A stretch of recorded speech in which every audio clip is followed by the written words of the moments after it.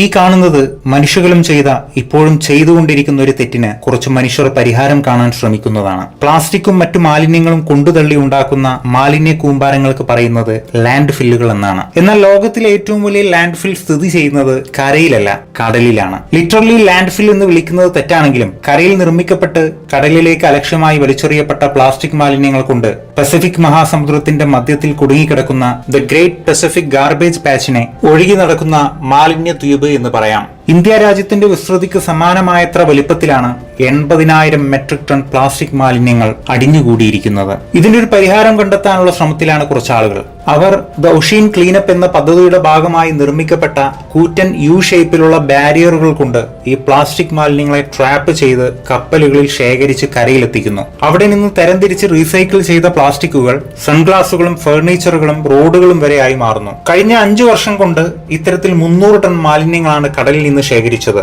ഈ പ്രൊജക്ടിനെ സ്കെയിലപ്പ് ചെയ്ത് 2040ഓടുകൂടി സമുദ്രോപരിതലത്തിലെ 90% പ്ലാസ്റ്റിക്കിനെ റിമൂവ് ചെയ്യാൻ സാധിക്കുമെന്നാണ് അവർ കരുതുന്നത്. ഈ പ്രൊജക്ടിന്റെ ഭാഗമായ ആളുകളെ നമുക്കെങ്ങനെ സഹായിക്കാൻ പറ്റുമെന്ന് ചോദിച്ചാൽ കൂടുതൽ പ്ലാസ്റ്റിക് മാലിന്യങ്ങളെ ഭൂമിയിലേക്ക് അലക്ഷ്യമായി വലിച്ചെറിയാതിരിക്കുക എന്നത് മാത്രമാണ്.